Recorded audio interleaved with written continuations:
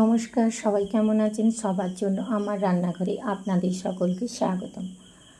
আজকে একেবারে অন্যরকমভাবে ডিম টোস্ট তৈরি করলাম, সেই রেসিপিটা আপনাদের সাথে শেয়ার করছি।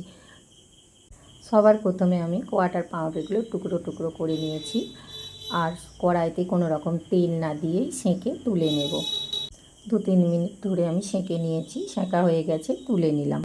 একটা বাটিতে আমি ডিম, সামান্য পরিমাণ গোলমরিচের গুঁড়ো, একটু দুধ, আপনারা কাঁচা কিংবা জাল দেওয়া দুধ যে কোনো ব্যবহার করতে পারেন, স্বাদ মতো নুন দিয়ে ভালো করে ডিমটা ফেটিয়ে নিয়েছি। স্বাদের জন্য আপনারা চিনিও ব্যবহার করতে পারেন।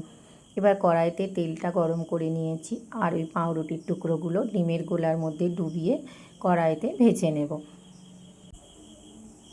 একদিক ভাজা হয়ে গেছে, এবার আমি উল্টে আরেক পিঠ ভেজে নেব। এইভাবে ডিম টোস্ট তৈরি করলে অসাধারণ খেতে লাগে।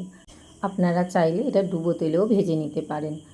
আমার রেসিপিটা ভালো লাগলে অবশ্যই লাইক, কমেন্ট, শেয়ার করবেন।